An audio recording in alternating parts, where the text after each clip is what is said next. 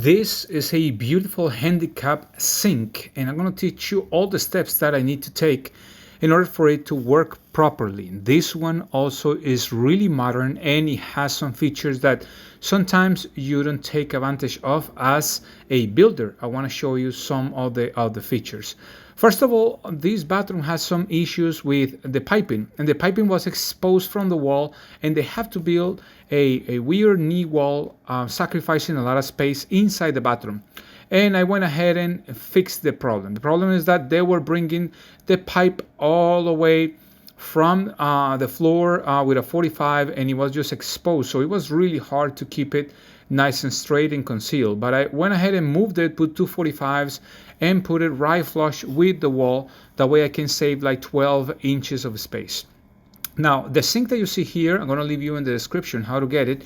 It's a handicap modern sink. When you say handicap, it's because it's going to be fully sustained from the wall, and it's going to allow you to actually move with a wheelchair or a power chair, so you can use it properly. Also, you can use it in your modern bathroom. It's not a problem. It's a beautiful feature as long as you do exactly what I did over here.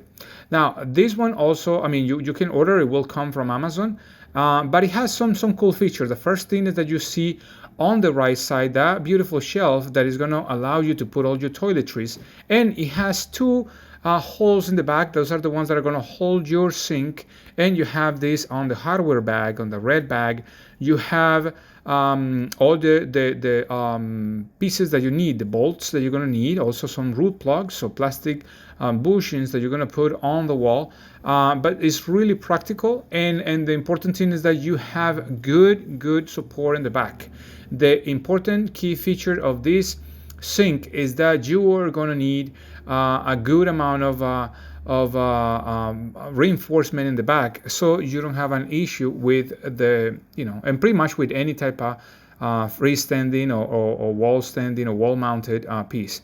Now, the cool thing about this sink is that it will tell you that on the rough measurements, you're going to have 24 inches from a wall. Obviously, in this case, I want to take advantage of that corner and want to push all the way to the back, and I have more space in the bathroom. Remember that I had that issue with the pipe, but now I'm saving like 14 inches of space.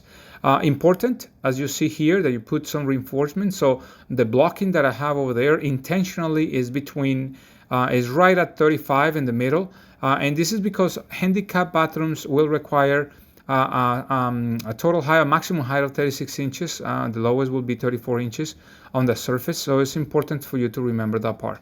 Now, when you have the sink like that, remember that you need to drill through your porcelain in this case, and you have to know exactly where your blocking is. So you actually will have that drilling, and you're going to put your bolts over there. They will screw in really well, and then you will put your bushings and washers and lock nuts, so it will sustain itself really well. Remember that this one is about 20 inches, and the two valves are about 26 inches high. And this is because you don't want them too close to the floor, and you don't want to extend that drain pipe too much. So if you have it at 20, the drain at 22 high, that's just perfect. That right now is about 22, but you want to make sure that you don't go too high. Now look at how it looks like without the single handle faucet. And obviously a single handle because it is way easier to maneuver. The sink comes with one single hole. So it is the appropriate way of installing this. Also, you can put a touchless faucet if you want to. But this one is just perfect. I mean, the person is able to move around. Now you can see that I actually have silicone on those two edges, and my idea was to use all the corners, so it's perfect because water is not going to go in the back, the mold is not going to get there, the sink is going to have more support, and obviously it's going to give a beautiful impression of precision. You notice that the trap itself is really well aligned. The valves are nicely installed symmetrically, and also the faucet hoses are well installed. The bolts are nice and fastened. Everything is nice and level, and my customer is really happy. I hope this video will help you to understand how to do these projects. Please subscribe. Hit the little notification bell, and also like it. Comment if you have any questions. Thank you.